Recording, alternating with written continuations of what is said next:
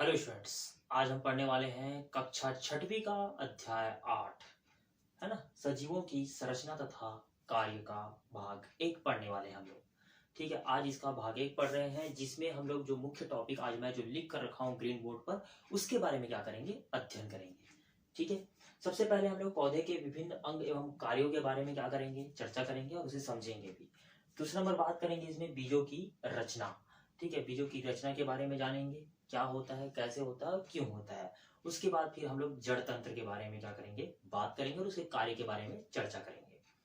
तो सबसे पहले अगर हम बात करते हैं कि आप लोगों ने कहीं ना कहीं किसी न किसी रूप में क्या किया होगा, पौधे को जरूर उखाड़ा होगा। और पौधे को जब आपने उखाड़ा होगा तो उसमें आप लोगों ने देखा होगा कि आपको नीचे का भाग जो रहता है थोड़ा सा रेशेदार या अन्य रूप में या मूसला जड़ के रूप में आप लोग को दिखाई देता होगा, जिसे आप लोग क्या कहते हैं, जड़। नीचे से अगर स्टार्ट करते हैं तो नीचे वाला भाग जो जमीन के अंदर रहता है उसे आप लोग क्या कहते हो, जड़ कहते हो। थोड़ा सा ऊपर से जाते हैं तो आपको हरा भाग दिखाई देता है जो लंबाई में लिए रहता है, जिसको हम लोग क्या कहते हैं, तना कहते हैं। और तना से क्या निकलता है, शाखाएं निकलते हैं और शाखाओं में बहुत सारे पत्ते भी रहते हैं, उसको आप लोगों ने देखा ही होगा। साथ ही साथ अगर उसमें फूल लगा है तो फूल, और साथ ही साथ अगर फल लगा है तो फल। तो इस प्रकार से उनके विभिन्न क्या होते हैं, भाग होते हैं, अंग होते हैं पौधों के, है ना। पहला नंबर टॉपिक हम लोग यही पार्ट बात कर रहे हैं, पौधे के विभिन्न अंग एवं कार्यों के बारे में। तो जैसे कि एक डायग्राम ही बना देता हूँ मैं यहाँ पर, है ना, और डायग्राम के माध्यम से क्या करेंगे, आप उसे समझेंगे। ठीक है, ये तो हो गया जमीन। और जमीन के अंदर हम लोग बात करते हैं, है ना, यहाँ से हम लोग ले लेते हैं तना और यहाँ से बात करते हैं हम लोग जड़। ठीक है, तो ऐसे शाखाओं के रूप में रहता है, आप लोगों ने देखा होगा ये जमीन के अंदर रहता है। ठीक है, तो जमीन के अंदर है मतलब ये क्या है, जड़।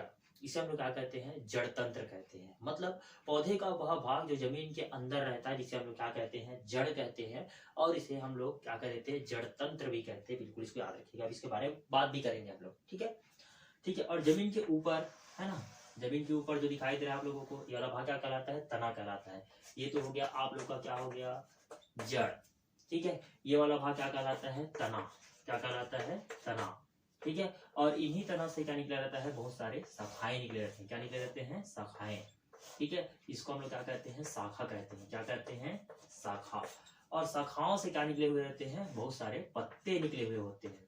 ठीक है, ये ऐसे पत्ते हैं, या समझ लीजिए ऐसे। ठीक है, ये बहुत सारे पत्ते हैं ऐसे निकले थे, इसे हम लोग क्या कहते हैं, पत्ती कहते हैं। क्या कहते हैं, पत्ती कहते हैं।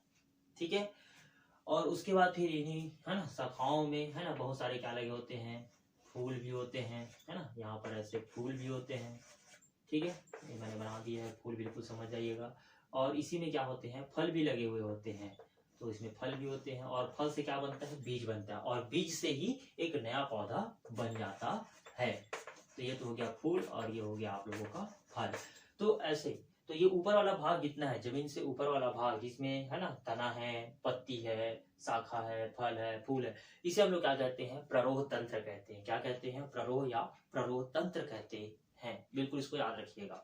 ठीक है, तो ये तो हो गया पौधे के विभिन्न अंग एवं उनके कार्य। तो उनके कार्यों के बारे में भी चर्चा करेंगे हम लोग, बीज, जड़, तना, पत्ती, फूल, फल, है ना, सबके बारे में चर्चा करेंगे। अभी तो, है ना, पौधे के विभिन्न अंगों के बारे में मैंने बता दिया आप लोग को। क्या बताया आप लोगों को, कि जो जमीन के अंदर रहता है ना, और क्या करता है, जल को क्या करता है, अवशोषित करता है, जिसे हम लोग क्या कहते हैं, जड़ कहते हैं, या इसी को हम लोग कहते हैं जड़ तंत्र कहते हैं, जो जमीन के अंदर रहता है। अब जमीन के ऊपर वाले भारे बात करते हैं, तो इसमें जो आप लोगों को लंबाई में जो दिया दिखाई दे रहा है, इसको हम लोग क्या कहते हैं, तना कहते हैं, जिसमें शाखा, है ना, पत्ती, फूल, फल इत्यादि जो लगे हुए होते हैं, उसे हम लोग क्या कहते हैं, प्ररोह तंत्र कहते हैं।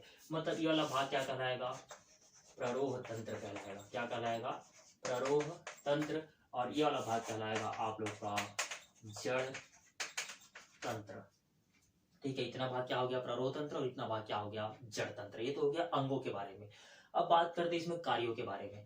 तो कार्यों के बारे में अगर चर्चा करते हैं, तो अगर हम, है ना, फल को देखते हैं, तो फल के अंदर क्या निकलता है, बीज निकलता है, और बीज से क्या बनता है, एक नया पौधा बनता है। तो चलिए हम लोग सबसे पहले बात करते हैं बीजों की रचना के बारे में। तो बीजों की रचना के बारे में अगर हमको समझना है, तो हमको क्या करना पड़ेगा, सबसे पहले किसी भी फल का एक बीज लेना है। जैसे उदाहरण बात करते हैं हम लोग चना। चना सब लोग खाते हैं और चना घर में मिलता भी है, तो वो एक प्रकार का क्या है, वो चने का जो फल है उसका बीज है।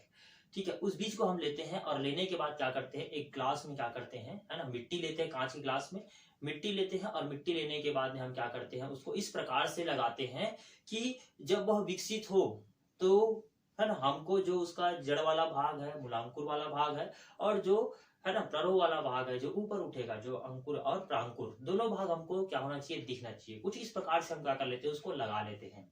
लगाने के बाद में हम कुछ दिनों तक क्या करते हैं, उसका अध्ययन करते हैं। ठीक है, चलिए अब उसका अध्ययन करते हैं। हमने क्या किया, एक कांच का ग्लास लिया और कांच के ग्लास में हमने क्या किया, मिट्टी भर दिया, है ना, खाद सहित क्या कर दिया हम लोगों ने, मिट्टी भर दिया। अब उसमें हम क्या करते हैं, चने का जो बीज है उसको कुछ इस प्रकार से लगाते हैं, ये चने का बीज को कुछ इस प्रकार से लगाते हैं कि जब इसमें जब वृद्धि हो तो हमको क्या करे, बगल से क्या हो दिखाई दो, ना कि बीच में लगाना है आपको थोड़ा साइड में लगाना है। साइड में लगाएंगे तो होगा क्या कि जब इसमें वृद्धि होगी तो हमको वो क्या होगा, पूर्ण रूप से क्या दिखाई देगा, है ना, इनमें जो वृद्धि हो रही है वो हमको दिखाई देगी। जैसे हमने चने का बीज इसमें लगाया, चने का बीज इसमें लगाया, कुछ दिन तक पानी पी दिया और हमने देखा अवलोकन किया, तो हमने देखा कि यहाँ पर देखा होगा आप लोगों ने, व्हाइट कलर का जो भाग निकलता है नीचे जाता है ना, जिसे हम लोग क्या कहते हैं, मूलांकुर कहते हैं। यही इसका जड़ तंत्र वाला भाग है जिसे हम लोग क्या कहते हैं, मूलांकुर कहते हैं, जो जमीन के अंदर क्या करता है, गति करता है। और इसमें आप लोग देखोगे जो ग्रीन कलर का भाग रहता है वो क्या होता है, ऊपर उठता है। ठीक है, ग्रीन कलर का भाग मतलब ये क्या हो गया आप लोगों का, प्रांकुर हो गया। क्या हो गया, प्रांकुर। ठीक है, इन्हीं से क्या निकलता है ना, नए पौधे विकसित होना शुरू हो जाते हैं। ठीक है, तो इस प्रकार से यहाँ पर बीजों की संरचना में अगर हम बात करते हैं तो जो व्हाइट कलर का भाग हमको नीचे है ना, जिसको हम लोग छत्तीसगढ़ी में पीकी बोल देते हैं, है ना, पीक निकल गया ऐसा बोल देते हैं, तो वो जो भाग है वो नीचे की ओर अगर क्या कर रहा है, गति कर रहा है, जो भाग हमको दिखाई देता है उसको हम कहते हैं मूलांकुर कहते हैं। क्या कहते हैं, मूलांकुर कहते हैं, इसको याद रखिएगा, है ना, मूलांकुर, है ना। मूलांकुर मतलब मूल का अंकुर, मतलब मूल मतलब क्या होता है, जड़, तो मूल का अंकुर बन गया। ठीक है, तो क्या बन गया, मूलांकुर बन गया। मूलांकुर मतलब जड़, जड़ का कुछ भाग छोटा सा, ठीक है, और जो जमीन के अंदर क्या करता है, गति करता है। ठीक है, दूसरा नंबर बात करते हैं इसमें, मैंने कहा कि प्रांकुर, क्या बात किया मैंने, जो ऊपर दिखाई दे रहा है वो क्या बन गया, प्रांकुर बन गया। क्या बन गया, प्रांकुर मतलब प्ररोह, प्ररोह का अंकुर वाला भाग, मतलब प्ररोह को अंकित कर रहा है, वो ऊपर ले जा रहा है, मतलब वो क्या हो गया, प्रांकुर हो गया। ठीक है, तो प्ररोह तंत्र विकसित हो रहा है और ऊपर की ओर विकसित हो रहा है, और ये क्या कहलाता है, प्रांकुर कहलाता है। क्या कहलाता है, प्रांकुर। जो हर रंग का छोटा सा भाग जो ऊपर विकसित हुआ दिखाई देगा वो क्या कहलाता है, प्रांकुर कहलाता है। और जब वही पूर्ण रूप में विकसित हो जाता है तो वो बन जाता है प्ररोह तंत्र, और जब यही मूलांकुर पूर्ण रूप से विकसित हो जाता है तो बन जाता है जड़ तंत्र बन जाता है। बिल्कुल इसको याद रखिएगा। तो बीज से ही क्या बनते हैं, नए पौधे क्या होते हैं, विकसित हो जाते हैं। ठीक, बिल्कुल आप लोग को समझ आ गया होगा। चलिए अब बात करते हैं इसमें जड़ तंत्र का बात करते हैं। तो जड़ तंत्र बात करते हैं तो जो जमीन के अंदर रहता है और क्या करता है ना, वृद्धि करता है। जमीन के अंदर ही क्या करता है, वृद्धि करता है, वो बाहर नहीं आता। ठीक है, मतलब वही से क्या करता है, जल को अवशिष्ट करता है, पौधे को सहारा प्रदान करता है ना, और वही विकसित करता है और क्या करता है, पौधे को सहारा देने का प्रदान करता है। इसे हम लोग क्या कहते हैं, जड़ तंत्र कहते हैं। अब जड़ तंत्र में जैसे कि बात करते हैं, जो एक बीजपत्री पौधा है, जितने भी एक बीजपत्री पौधे होते हैं, ठीक है, जैसे बात कर सकते हैं हम लोग, धान बात कर सकते हैं, गेहूं बात कर सकते हैं। ठीक है, इनके जो जड़ जो होते हैं वो बहुत है ना कम विकसित होते हैं, मतलब बहुत कम लंबाई तक जाते हैं, और क्या होते हैं, बहुत कम विकसित होते हैं, और वहीं पर क्या होते हैं, बिखर जाते हैं, फैल जाते हैं, और रेशे के रूप में एकत्रित हो जाते हैं। ठीक है, जो जड़ का भाग है ना, जिसे हम लोग क्या कहते हैं, रेशेदार जड़ कहते हैं। ठीक है, तो जड़ के कितने भाग हो गए, दो भाग, एक हो गया रेशेदार जड़ और दूसरा बात करेंगे मूसला जड़। तो मूसला जड़ जैसे कि बात करते हैं द्विबीजपत्री पौधा, तो द्विबीजपत्री पौधा जैसे कि बात करते हैं, चना हो गया, मटर हो गया। ठीक है, इनके जो जड़े होते हैं वो क्या होते हैं, कुछ लंबाई तक और वृद्धि करते हैं और वृद्धि करते जाते हैं और शाखाओं में विभक्त होते जाते हैं। ठीक है, लेकिन एक बीजपत्री पौधा जैसे कि मैंने धान और गेहूं में बात किया था कि उसमें जब जड़ में वृद्धि होती है तो वो कम लंबाई तक जाते हैं और वहीं पर क्या जाते हैं, वह है ना शाखित हो जाते हैं, बहुत गुच्छे के रूप में रूपांतरित हो जाते हैं, मतलब वो रेशे के रूप में रूपांतरित हो जाते हैं। इसे हम लोग कहते हैं रेशेदार जड़ कहते हैं। कौन सी जड़ कहते हैं, रेशेदार जड़। अगर हम लोग बात करते हैं उसी में, अगर जैसे कि चना बात करते हैं, मटर बात करते हैं, जो द्विबीजपत्री पौधा है उनके जो जड़े होते हैं वो लंबाई तक वृद्धि करते हैं और उनमें है ना एक शाखाओं से अनेक शाखाएं निकलना शुरू हो जाते हैं जड़ों में ही। ठीक है, जिसे हम लोग कहते हैं, क्या कहते हैं, है ना मूसला जड़ कहते हैं। कौन सी जड़ कहते हैं, मूसला जड़ कहते हैं। ठीक है, चलिए मैं यहाँ पर आपको बनाकर दिखा देता हूँ, इसको मैं मिटा रहा हूँ यहाँ पर। ठीक है, इस वाले भाग को यहाँ पर मैं मिटा रहा हूँ। ठीक है, चलिए तो सबसे पहले बात करते हैं, इसमें हम लोग बात किया था रेशेदार जड़। कौन सा बात किया था हम लोगों ने, रेशेदार जड़। तो रेशेदार जड़ क्या होता है, रेशेदार जड़ मतलब जैसे कि मैंने बात किया कि जो गेहूं है, और साथ ही साथ मैंने बात किया था, धान बात किया था कि इसमें जो है ना पौधा विकसित होता है, इनमें जो जड़े होते हैं कम लंबाई तक वृद्धि करते हैं और ये क्या होते हैं, रेशे के रूप में, मतलब एक शाखा से जैसे रेशे के रूप में क्या हो जाता है, ये व्यवस्थित हो जाता है, रेशे के रूप में क्या हो जाता है, बदल जाता है। ठीक है, जिसे हम लोग क्या कहते हैं, रेशेदार जड़। जैसे आप लोगों ने घास को भी उखाड़ कर देखा होगा, कम विकसित, बहुत बहुत कम गहराई तक जाते हैं, और जैसे उखाड़ कर देखते हो तो उसकी जड़ें कैसे दिखाई देती है आप लोग को, गुच्छे के रूप में, मतलब ये रेशे के रूप में दिखाई देते हैं। उसे हम लोग कहते हैं रेशेदार जड़। घास उखाड़ के देखना, दूब को उखाड़ के देखना, दूबी को उखाड़ कर देखना, ऐसे बहुत सारे पौधे जिसका आप लोग अवलोकन कर सकते हैं और उनकी जड़ें के बारे में जान सकते हो कि कौन सा रेशेदार जड़ है और कौन सा मूसला जड़ है।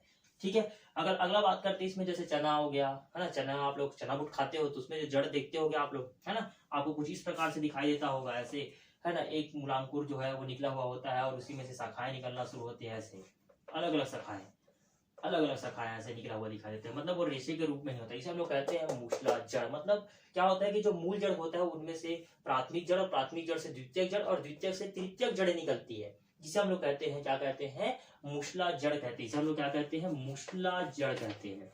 बिल्कुल इसे याद रखिए। और इसे हम लोग कहते हैं रेशेदार जड़। देखिए दोनों जड़ में बहुत भिन्नता दिखाई दे रहा है, ये रेशे के रूप में है और ये रेशे के रूप में नहीं है। इसमें क्या होता है, जो मूल जड़ होता है उस मूल जड़ से एक प्राथमिक जड़, और प्राथमिक से द्वितीयक, और द्वितीयक से तृतीयक जड़ें निकलती है, लेकिन इसमें ऐसा बिल्कुल भी नहीं होता। इसे हम लोग कहते हैं मूसला जड़ कहते हैं, बिल्कुल इसको याद रखिएगा। चलिए अगला बात करते हैं इसमें, जड़ तंत्र तो हमने बात कर लिया, एक होता है रेशेदार जड़ और दूसरा होता है मूसला जड़। ठीक है, इसमें हम लोग बात करते हैं जड़ के कार्य। तो जड़ के कार्य आप लोगों को पता है कि ये क्या करता है ना, मिट्टी को बांध कर रखता है। ठीक है, सबसे पहला कार्य क्या होता है, ये मिट्टी को बांध कर रखता है। दूसरे नंबर बात करते हैं, ये पौधे को क्या करता है, सहारा प्रदान करने का काम करता है। और तीसरा काम करता है यह कि जो जल होता है और खनिज लवण होता है उसको क्या करता है, यह अवशोषित करता है और पौधे के विभिन्न भागों तक अर्थात पत्तियों तक पहुंचाने का कार्य करता है, जिसके कारण से प्रकाश संश्लेषण की क्रिया होती है और भोजन निर्माण होता है।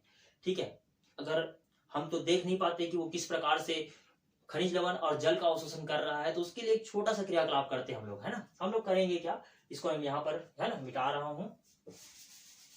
ठीक है, एक छोटा सा क्रियाकलाप करेंगे हम लोग, है ना। हम क्या करेंगे कि हम क्या करेंगे, एक कांच का गिलास लेंगे और कांच गिलास में एक लाल स्याही को क्या कर देंगे, है ना, एक स्याही को, है ना, पानी डालेंगे और स्याही को क्या कर देंगे, इसमें घोल देंगे।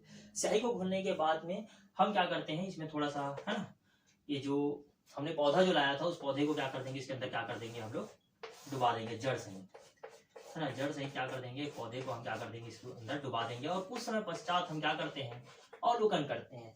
कुछ समय पश्चात अवलोकन करते हैं तो हम देखते हैं कि वो तो जल और खनिज लवण क्या करता है, अवशोषित करता है। तो वो जल को जैसे ही अवशोषित करेगा, होगा क्या कि जड़ जो है, अगर लाल रंग को आपने डाला है तो जड़ जो है वो लाल हो जाएगा, यहाँ से लाल होते होते पत्तियों का रंग भी परिवर्तित होना शुरू हो जाएगा। मतलब इसे सिद्ध हो जाता है कि वो क्या करता है, जड़ जो है वो जल को क्या करता है, अवशोषित करता है और पत्तियों के विभिन्न भागों तक पहुंचाने का कार्य करता है, जिसके कारण से प्रकाश संश्लेषण की जो क्रिया है वो पूर्ण हो जाती है।